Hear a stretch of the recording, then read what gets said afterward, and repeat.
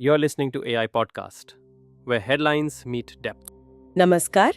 आज हम बात कर रहे हैं भारत के नए ऑनलाइन गेमिंग बिल पर, promotion and regulation of online gaming bill 2025। इसने तो पूरी इंडस्ट्री में समझिए एक तरह से भूचाल ला दिया है। हाँ बिल्कुल। हमारे पास कई न्यूज़ रिपोर्ट्स हैं, सरकारी दस्तावेज हैं और इंडस्ट्री के रिएक्शंस भी। तो आइए आज इसी पर गहराई से बात करते हैं। जी, ये बिल लोकसभा से पास हो चुका है और ये जो अप्रैल 2023 में नियम आए थे उनसे बिल्कुल अलग है। मतलब एकदम यूटर्न कह सकते हैं। हाँ, पहले तो इंडस्ट्री को सपोर्ट करने की बात थी, है ना? बिल्कुल, पहले वो इंडस्ट्री फ्रेंडली अप्रोच था, लेकिन अब फोकस पूरी तरह से नेशनल सिक्योरिटी और जो सामाजिक चिंताएं हैं उन पर आ गया है और इसमें गृह मंत्रालय की भूमिका बहुत अहम रही है। अच्छा, गृह मंत्रालय, ये अपने आप में एक बड़ा संकेत है। तो इस बिल में सबसे बड़ी बात क्या है? देखिए, सबसे बड़ा और शायद सबसे चौंकाने वाला पॉइंट है असली पैसे वाले जितने भी ऑनलाइन गेम्स हैं उन पर कंप्लीट बैन। सभी पर? मतलब स्किल वाले गेम्स पर भी? हाँ, यही इसमें खास बात है।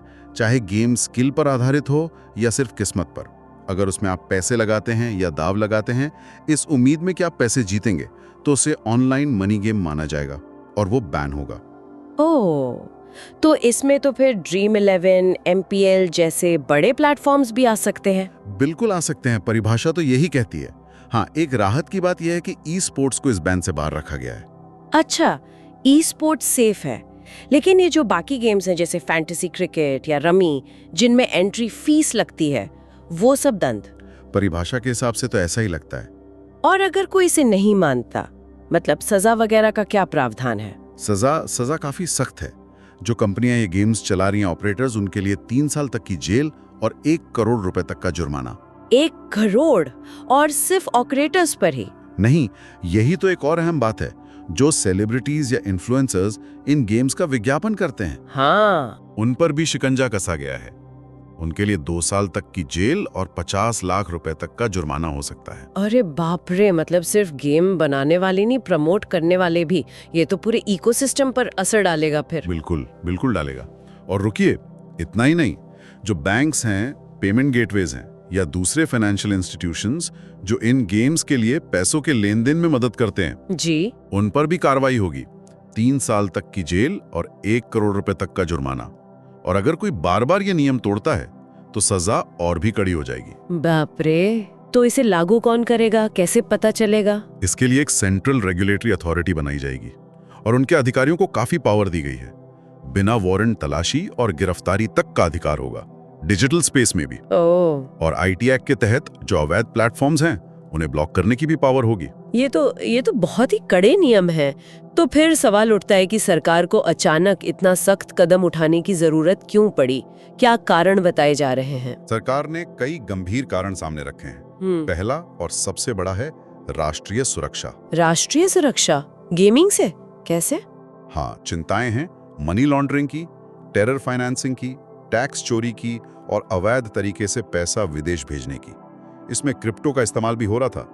मीटी मंत्री अश्वनी वैष्णव ने तो ये तक कहा कि कुछ गेमिंग प्लेटफॉर्म्स का इस्तेमाल आतंकी संगठन मैसेजिंग ऐप की तरह कर रहे थे। क्या? आतंकी संगठन? ये तो बहुत ही सीरियस बात है। जी बिल्कुल।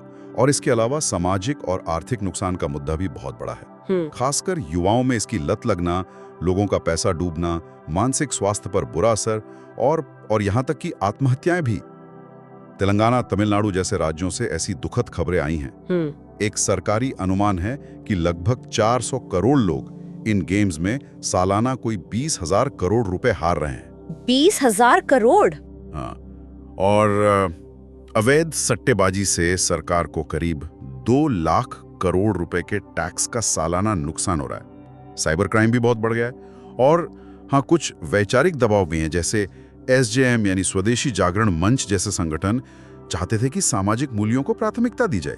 जाहिर है इतने बड़े फैसले पर इंडस्ट्री की प्रतिक्रिया भी आई होगी। वो क्या कह रहे हैं? इंडस्ट्री तो जाहिर है बिल्कुल खुश नहीं है। EGF, AIGF, FICS जैसे जो बड़े एसोसिएशंस हैं, उन्होंने इसे इंडस्ट्री के लिए मौत की घंटी जैसा बताया है। मौत की घंटी? हाँ, उनका मेन आर्ग्यूमेंट ये है कि भाई बैन क्यों कर रहे हो, रेगुलेट करो, नियम बनाओ। उनका डर ये है कि इस बैन से लोग चोरी छिपे खेलेंगे या फिर उन ऑफशोर प्लेटफॉर्म्स पर चले जाएंगे जो भारत के कानून के दायरे से बाहर है।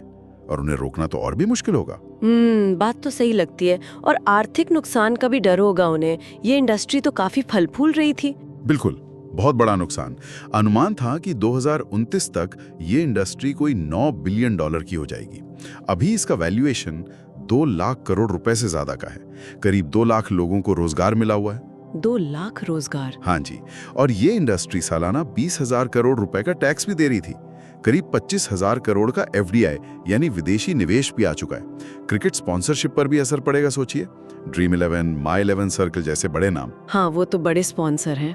बिल्कुल, जो लिस्टेड कंपनियां हैं गेमिंग सेक्टर की, जैसे नजारा टेक, डेल्टा कॉर्प, उन पर भी असर दिख रहा है। हालांकि मिला जुला असर है अभी तक। लेकिन क्या ये बिल सिर्फ बैन ही कर रहा है या कुछ अच्छी बातें भी है? मतलब किसी क्षेत्र को बढ़ावा वगैरह? हाँ, ये एक जरूरी पॉइंट है। बिल जहां एक तरफ रियल मनी गेम्स को बैन करता है, वहीं दूसरी तरफ ई स्पोर्ट्स को न सिर्फ बचाता है बल्कि उसे प्रमोट भी कर रहा है। अच्छा, कैसे? बता दी जाएगी। एक नेशनल ई स्पोर्ट्स अथॉरिटी बनेगी, ट्रेनिंग अकेडमियां, रिसर्च सेंटर खोले जाएंगे। मतलब ई स्पोर्ट्स के लिए ये अच्छी खबर है। और इसी तरह जो ऑनलाइन सोशल गेम्स हैं, मतलब जिनमें पैसे का दांव नहीं लगता, जो सिर्फ मनोरंजन या शिक्षा के लिए हैं, उनको भी बढ़ावा मिलेगा। उनमें सब्सक्रिप्शन फीस वगैरह ली जा सकती है। ओके, तो सरकार का फाइनल स्टैंड क्या है? मतलब इतना विरोध, इतना आर्थिक नुकसान, वो इसे कैसे देख रही हैं? सरकार का रुख एकदम क्लियर है। मेटी के जो सचिव हैं S कृष्णन, उन्होंने साफ कहा है कि ये जो सामाजिक संकट है, ये बहुत वास्तविक है और स्किल या चांस के बीच फर्क करना अब बहुत मुश्किल हो गया है।